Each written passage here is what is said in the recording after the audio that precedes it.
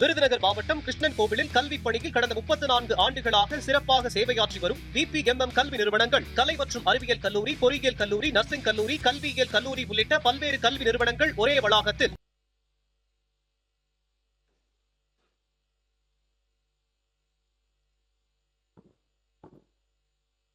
மாண்புமிகு பேரவைத் தலைவர் அவர்களே, மாண்புமிகு முதல்வர் அவர்களே, மாண்புமிகு அமைச்சர் பெருமக்களே, மாண்புமிகு எதிர்க்கட்சித் தலைவர் அவர்களே, மாண்புமிகு சட்டமன்ற உறுப்பினர்களே, இந்த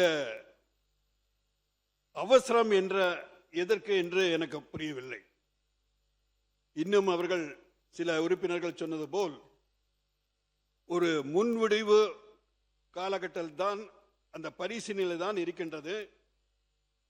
ஆனா மாற்றம் ஒன்றுதான் நிரந்தரம். Changes R only permanent. அந்த மாற்றம் மக்கள் வேண்டும் என்றதனால்தான் இன்று நீங்கள் எல்லாம் இன்று அமைச்சரவையில் இருக்கிறீர்கள். ஆனால் காலப்போக்கில் அந்த மாற்றத்தை நாம் தேவையான மாற்றத்தை, ஆக்கப்பூர்வமான மாற்றத்தை நாம் ஏற்றுக்கொள்ள வேண்டும். அவர்கள் சிலர் சொன்னாங்க 550 பேர் அமரக்கூடிய ஒரு மண்டலத்தை, சபையை கட்டியிருக்கிறார்கள் என்று. 850 பேர். இன்னைக்கு நம்ம ராமச்சந்திரன் சகோதரர் ஒரு வீடு கட்டினா அவரும் அவருடைய மனைவிக்கு மட்டுமான ஒரு வீடு கட்ட மாட்டார். நாளைக்கு அவங்களுடைய குழந்தைகள் வருவாங்க. அதனால ஒரு 4-5 ரூம் கட்டினான்னா இவர் ஏதோ கணக்கு போட்டு கட்டுறாருன்றது அல்ல.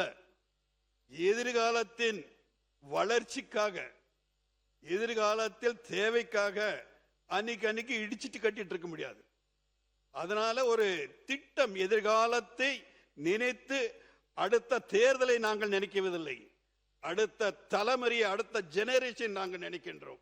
அதனால அந்த காலகட்டத்தில் தேவைப்படும் என்பதற்காக அந்த மாதிரி ஒரு நிலைமை அவர்கள் உருவாக்கி இருக்கிறார்கள். தவிர அதற்கு உள்நோக்கமே ஒரு வெஸ்டட் இன்ட்ரெஸ்ட் மாதிரி, ஒரு களங்கப்படுத்துகின்ற மாதிரி தயவு செய்து உறுப்பினர்கள், மாண்புமிகு உறுப்பினர்கள் தவிர்க்க வேண்டும் என்று கேட்டுக்கொள்கின்றேன்.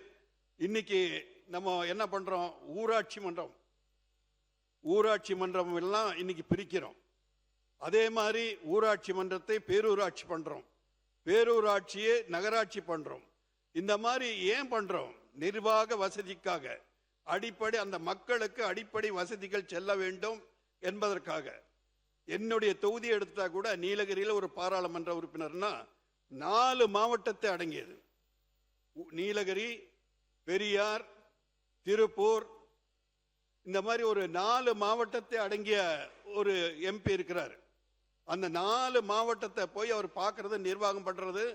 ஜனத்தொகை எல்லாம் அதிகமாக வரும்போது நிச்சயமா இன்னும் கொஞ்சம் அதை பிரிச்சு பண்ணும்போது நல்ல ஜனங்களுக்கு ஒரு சேவை செய்கின்ற வாய்ப்புகள் கிடைக்கும் என்ற நல்லதொரு எதிர்காலத்தை நினைத்துதான் இந்த மாதிரி ஒரு திட்டங்களை தீட்டியிருக்கிறார்கள்.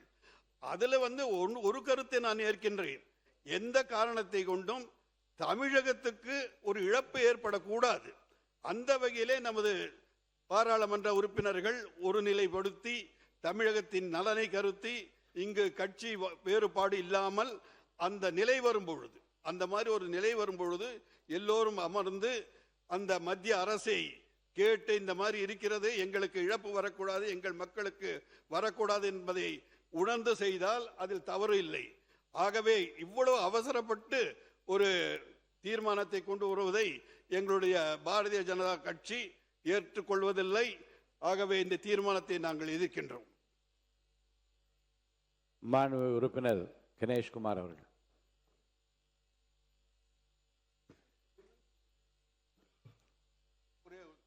உறுப்பினர் போஜராஜ். பெண்களுக்காக முன்னுரிமை கொடுக்கின்ற ஒரு கட்சின்னா இன்று உலகமே அறியும், இந்தியாவும் அறியும். பாஜகவை பற்றி அந்த அளவுக்கு பெண்களுக்கு முக்கியத்துவம் கொடுக்கிற ஒரு கட்சி, என்றும் அந்த பெண்களுக்கு முக்கியம் கொடுக்க வேண்டும் என்பதை நினைக்கின்ற கட்சி. ஆகவே 33% பெண்களுக்கு கொடுக்க வேண்டும் என்பதில் எங்களுக்கு ஒரு மாற்று கருத்து இல்லை. ஆகவே அந்த திட்டத்தை நாங்கள் முழுமையாக ஏற்கின்றோம். மாண்பு உறுப்பினர் கணேஷ்குமார்.